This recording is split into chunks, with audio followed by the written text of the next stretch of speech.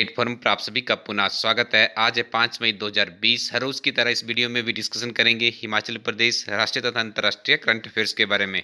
आइए सबसे पहले शुरुआत करते हैं हिमाचल प्रदेश करंट अफेयर्स से। पहला प्रश्न है, हिमाचल प्रदेश सरकार द्वारा प्रदेश में लॉकडाउन 3.0 के दौरान कर्फ्यू को कब तक बढ़ाने का निर्णय लिया गया है। तो 17 मई 2020 तक भारत में भी लॉकडाउन लागू रहेगा। कुछ राज्यों में हो सकता है कर्फ्यू भी लगाया गया हो, लेकिन विशेष तौर से हिमाचल प्रदेश की बात की जाए तो याद रखिएगा हिमाचल प्रदेश में लॉकडाउन भी है और कर्फ्यू भी लगाया गया है। लेकिन सरकार ने क्या किया है, हिमाचल प्रदेश की जो अभी तक जितनी भी 12 जिले हैं, 6 को ग्रीन जोन में रखा है और 6 को ऑरेंज जोन में रखा गया है। तो ग्रीन जोन में काफ़ी हद तक सरकार की कोशिश है कि विभिन्न तरह की सुविधाओं की बहाली कर दी जाए।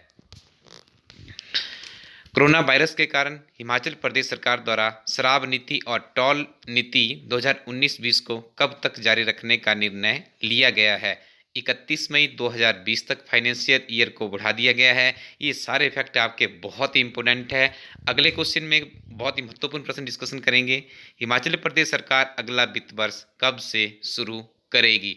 कोरोना वायरस के कारण हिमाचल प्रदेश सरकार केंद्र सरकार की तर्ज पर ही 1 जून 2020 से यानी वित्तीय वर्ष 2020 और 21 को शुरू करेगी। अमूमन आपने देखा होगा अभी तक जो हमारा वित्तीय वर्ष चलता था 1 अप्रैल से लेकर 31 मार्च तक चलता था, लेकिन अब देखिए इसको 2 महीने आगे एक्सटेंड कर दिया गया है। दिस इज वेरी इंपॉर्टेंट, बहुत महत्वपूर्ण प्रश्न है। हिमाचल प्रदेश विधानसभा के विधायक राकेश सिंघा का संबंध किस राजनीतिक दल से है। तो इसका सही उत्तर है कम्युनिस्ट पार्टी ऑफ इंडिया, मार्क्सवादी दल के साथ में जुड़े हुए हैं। ठियोग से इन्होंने चुनाव लड़ा है विधानसभा का और ये एकमात्र विधायक है सीपीआईएम के विधानसभा की 68 सीटों में से। याद रखिएगा कुछ ही दिन पहले बहुत सुर्खियों में थे जब शिमला में एसडीएम ऑफिस के बाहर ही ये धरना देने के लिए बैठ गए थे। तो इनका नाम आपको याद होना चाहिए, काफ़ी यूनिक पर्सनैलिटी के ये धनी है।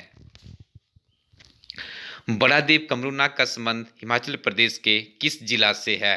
तो याद रखिएगा जब भी कमरूनाग देवता का नाम आपके दिमाग में आए तो आपने इस प्रश्न का उत्तर करना है मंडी। और आप लोग कमेंट सेक्शन में मुझे बताइएगा मंडी में किस तहसील के अंतर्गत और कहाँ पे इनका मंदिर स्थित है, ये आपने कमेंट सेक्शन में मुझे उसका उत्तर देना है।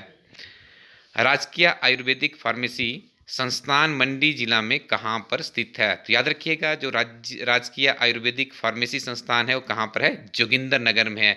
यहाँ पे आपने देखा होगा कुछ ही दिन पहले हिमाचल प्रदेश के मुख्यमंत्री जयराम ठाकुर जी द्वारा एक काढ़ा तैयार किया गया था जो कि इम्यूनिटी सिस्टम को बढ़ाने के लिए सहायक था। तो यहाँ पे भी उसका काफ़ी जोरों शोरों से काम चला हुआ है। यदि आपको उस काढ़े का नाम पता होगा तो कमेंट सेक्शन में मुझे बताइएगा। यदि आपको पता नहीं है तो आपने 1 या 2 दिन पहले के वीडियो मैंने अच्छे से उसको समझाया है, तो आपने वहाँ से उस वीडियो को देख के उसको अपना क्लैरिफाई कर ले, क्योंकि बहुत महत्वपूर्ण प्रश्न दिख रहा है।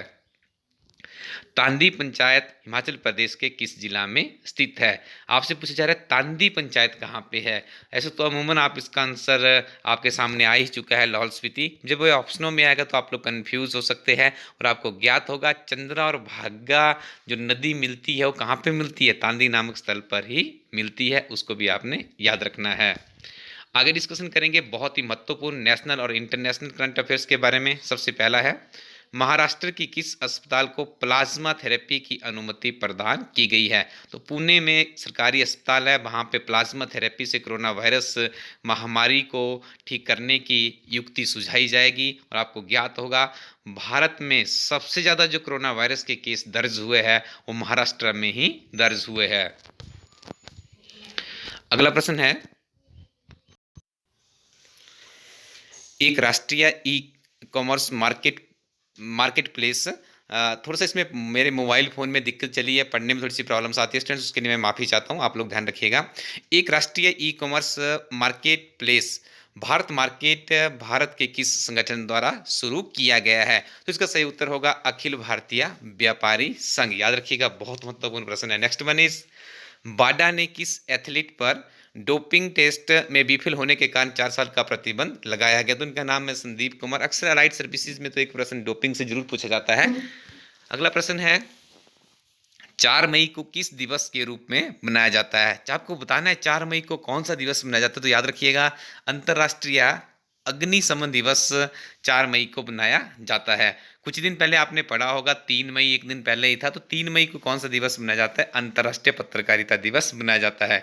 कमेंट सेक्शन में बताइएगा कि अंतर्राष्ट्रीय पत्रकारिता दिवस की शुरुआत किस वर्ष से हुई थी। जम्मू कश्मीर राज्य के विभाजन के बाद भारत के कितने राज्यों में विधान परिषद है? माफ कीजिएगा, यहाँ पे आप इसको रेक्टिफाई कर लें, विधानसभाएं नहीं विधान परिषद होगा।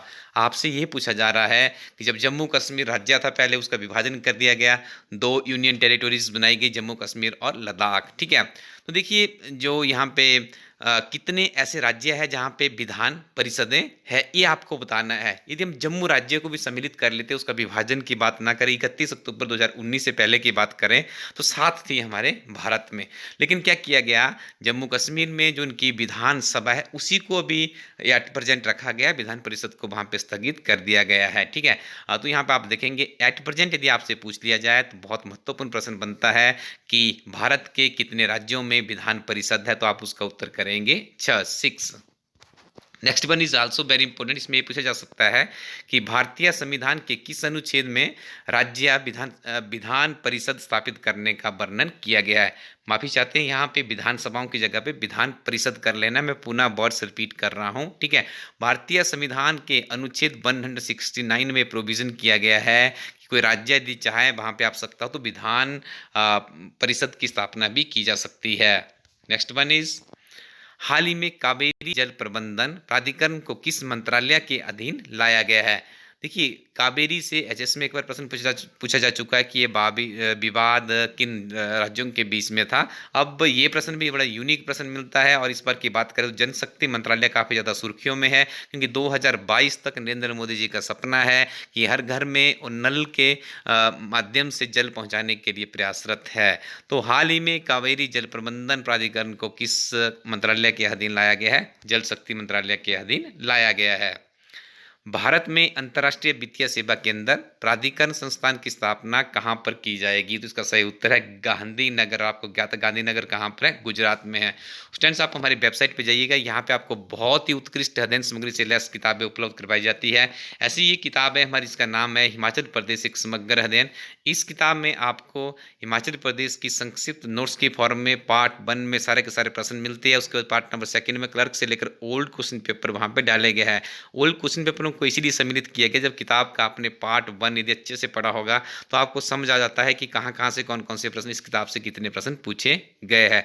और सेकेंडरी जब आप आने वाली परीक्षा में किसी परीक्षा में अपनी उपस्थिति दर्ज कर पाएंगे तो आपके दिमाग में एक विजन बन जाता है कि किस तरह के प्रश्न परीक्षाओं में पूछे जाते हैं और कहाँ से वो प्रश्न आ सकते हैं। इसलिए इस किताब का नामकरण किया गया हिमाचल प्रदेश एक समग्र अध्ययन। यह किताब सिर्फ एंड सिर्फ हमारी वेबसाइट elasticco.in पर ही उपलब्ध है, आप इसका भी जरूर लाभ उठाइएगा। HRTC कनेक्टर की परीक्षा भी होगी जरूर, लेकिन कब होगी इसके लिए थोड़ा सा आपको रुकना पड़ेगा, क्योंकि जब तक कोरोना वायरस से प्रदेश मुक्त नहीं हो जाता उसके बाद ये परीक्षा हो पाएगी। तो हमारी टीम आप लोगों के लिए लेकर आई है वर्ष 2017, 16, 14, 13 और 2009 के ओल्ड क्वेश्चन पेपर। ये ई बुक की फॉर्म में जैसे आप इसको ऑर्डर करेंगे हमारी वेबसाइट से इंस्टेंटली आपके ईमेल बॉक्स में पहुंच जाएगी। स्टूडेंट्स इसके अलावा हिमाचल प्रदेश और केंद्र सरकार का बजट और इकोनॉमिक सर्वे, आई थिंक इसके बिना किसी परीक्षा को क्वालिफाई करना आज की डेट में टेढ़ी खीर साबित हो सकता है। तो हमारी टीम नोट्स और संक्षिप्त सारांश पर आधारित अध्ययन सामग्री आप लोगों के लिए हार्ड कॉपी और सॉफ्ट कॉपी के फॉर्म में लाई है। ये किताब भी आपको हमारी वेबसाइट पे मिल जाएगी। और टीजीटी आर्ट्स के अभ्यर्थियों के लिए ओल्ड क्वेश्चन पेपर कम सिलेबस कवरेज के साथ में हमारी बुक हार्ड कॉपी के फॉर्म में उपलब्ध है। और स्टूडेंट्स पॉलिटिकल साइंस का जो स्कूल कैडर लेक्चर का पेपर होना है, या आपने नेट की परीक्षा में जाना है, सेट की परीक्षा में जाना है, तो हमारे क्वालिफाइड टीचरों द्वारा काफ़ी उत्कृष्ट किताब तैयार की गई है, जिसमें आपको मिलते हैं NTA net, slate, college cadre, PGT का जो परीक्षा हुई थी उसका ओल्ड क्वेश्चन पेपर, साथ में फुली सिलेबस कवरेज दी गई है सिंगल लाइनर नोट्स की फॉर्म में। आसानी से आप इन सारी चीज़ों को पढ़ सकते हैं, और ये भी आपको सॉफ्ट कॉपी की फॉर्म में ही उपलब्ध करवाया गया है। स्टूडेंट्स इसके अलावा आप हमारे इस प्लेटफॉर्म पर जाएंगे तो बहुत ही किताबें आपको यहाँ पे मिल जाएंगी, इनका लाभ आप लोग जरूर उठाइएगा। और लास्ट में आप सबसे एक रिक्वेस्ट कि आप लोग हमारे इस यूट्यूब चैनल के लिंक को अपने फ्रेंड सर्कल में जरूर शेयर कीजिएगा, और शेयर करने के बाद आप मुझे एक डन का मैसेज भेजिएगा। तो इसके लिए हमारी टीम आपकी सदैव आभारी रहेगी। और स्टूडेंट्स ताकि ये हमारा पठन पाठन का जो कार्यक्रम है इसे हम और भी बेहतर कर सकें, इसके लिए हमें आप लोगों का थोड़ा सा सहयोग चाहिए होता है। इसीलिए हम आपसे रिक्वेस्ट करते हैं कि प्लीज़ आप इस हमारे यूट्यूब चैनल को जरूर अपने फ्रेंड सर्कल में शेयर करें। Thank you very much, keep watching इला स्टडी यूट्यूब चैनल।